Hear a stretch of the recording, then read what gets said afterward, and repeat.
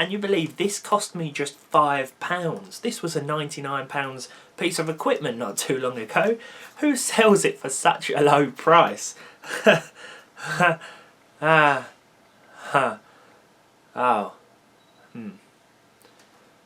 Right.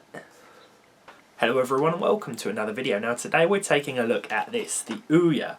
This product is the result of a successful 2012 Kickstarter campaign in which over $8 million was raised. But when the final version of this thing finally released to the public, well, it didn't exactly receive brilliant reviews, put it that way. The reason I want to look at this thing today is because as of June, the servers for it will be shut down for good. So what is it first of all? Well, let's talk about that right now. Announced in 2012, the OUYA reached its $950,000 Kickstarter target in a matter of hours, and the campaign went on to raise just over $8.5 million. It's an Android-based micro-console that connects to your TV with an HDMI cable and features an exclusive app store full of mostly indie titles. Spec-wise, it's powered by an NVIDIA Tegra 3 quad-core processor, 1GB of DDR3 RAM, as well as an onboard ULP or Ultra low-power GeForce GPU. The 25th of June this year marks its official death, with Razer, the company who now owns OUYA's software assets, shutting down the console store after what will be 6 years since its initial public release. Marketed as an affordable open console that budding developers as well as gamers could enjoy, the OUYA didn't really live up to its hype in the end. It seems like it tried to target a middle ground between traditional console gamers and mobile gamers, and ended up appealing to neither. The game library consisted mainly of casual games you could play on your phone. The controller itself was criticised, which is sort of an important thing to get right with a console, and both gamers and developers just lost interest quickly. This means that there probably isn't any reason to buy one anymore. But come on, £5? How could I not? Let's fire this bad boy up before it meets its maker. Like the more popular consoles from Sony and Microsoft, this thing also makes a noise on startup. It's not an inviting musical score played using a couple of delicate chords. No, the OUYA just shouts its own name and lights your screen up orange. OUYA. Fair enough. The first thing you'll need to do is allow the console to check for updates while you accept the terms of agreement and sign up for an account. Initially I had a bit of trouble with this because the OUYA kept giving me an account creation error. I thought this was because of the imminent server shutdown, but it turns out it had successfully created an account for me and just told me that it hadn't. Very sneaky. It was then time to see what I could get out of my £5 investment, so let's explore the software. So, you get 4 options from the main menu here: play, discover, make and manage. The Make section is for the aforementioned budding developers, which once would have included tutorials for making your own software for this device. These days, well, the best you'll get is a connection error when trying to view them. You can also upload your creation here too. If I'm honest, I think the inclusion of this section is really cool. It probably gave a few amateur developers a stepping stone into the world of content creation, and if I had one of these years ago, dare I say I might have even made my own game, just for a bit of fun. Of course, this can also be done through the traditional Google Play or Apple App Stores too, so maybe it's just the laziness stopping me. The Discover section is where you'll find all the games available for the OUYA, separated in different categories and genres. For example, there are pages for trending games, new releases, alphas and betas, and an exclusive tab too. Anyone for an extreme game of Battle Sudoku? You can see what I meant by the fact that this thing's game library consists of mostly casual games, a lot of which wouldn't really appeal to the traditional home console enthusiast or PC gamers, of course. I then looked for a few things to install, but couldn't explore the subcategories due to constant server errors. All I got was a blank screen, this box, and then returned to the home page, so I guess Razer have begun the shutdown, leaving just the core functionality.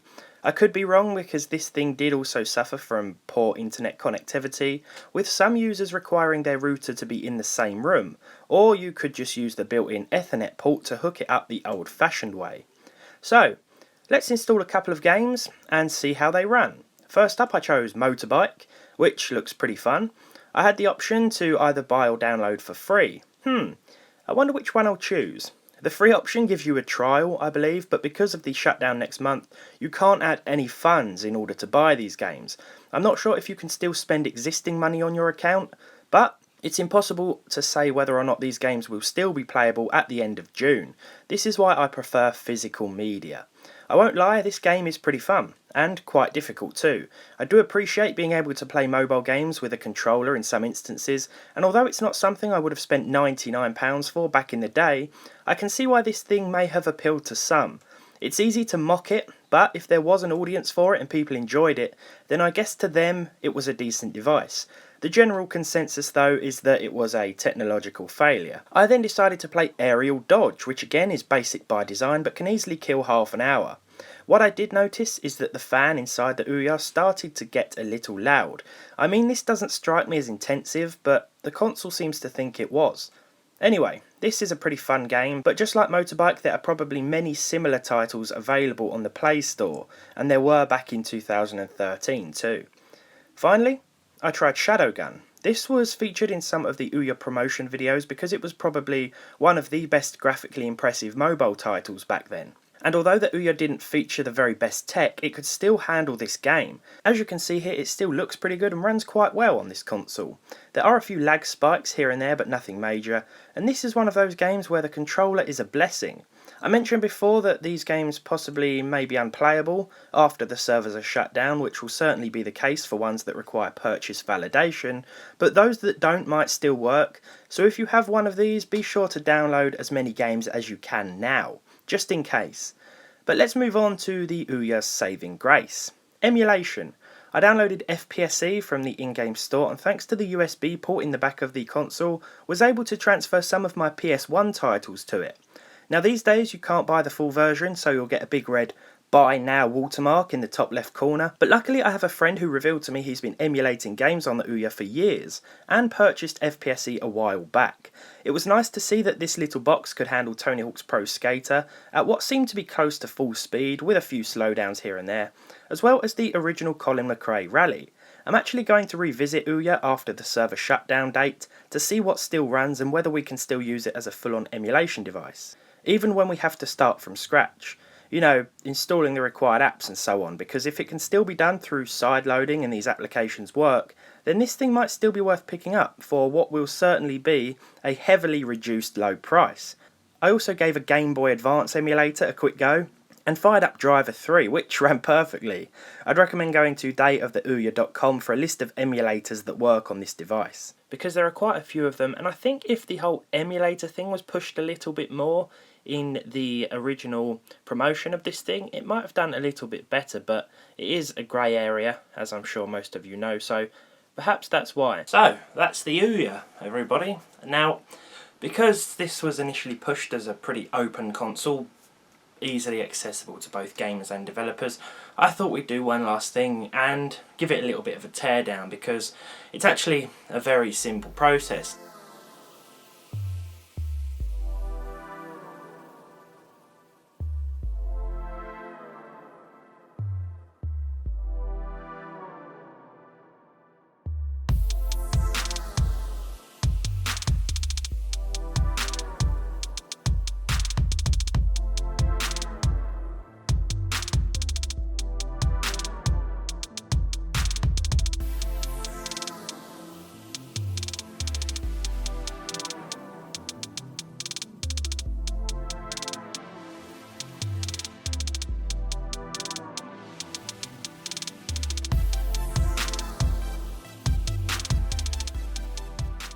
As you can see, it's a board with a fan on, to put it in simple terms, and this is what the OUYA is built up of.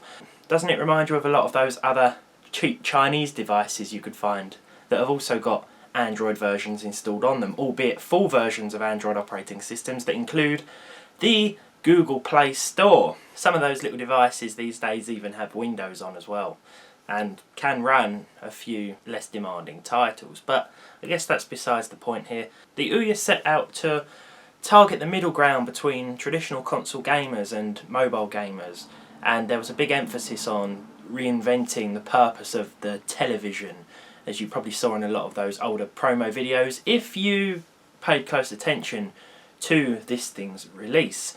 It didn't really do all that well, but to me it's still a very interesting piece of kit because it did very well in its Kickstarter, and there was a crazy amount of hype around it for a while, but I guess it never really got off the ground after it launched, and I will be revisiting it after the end of June to see what it can still be used for. Perhaps it could still make a pretty decent emulation machine. So there we have it for the OUYA. Let me know if you own one of these in the comments below, what you think of it. Leave a like on this video if you enjoyed it. Leave a dislike if you didn't. Subscribe to the channel if you haven't done so already, and hopefully I'll see all of you in the next one.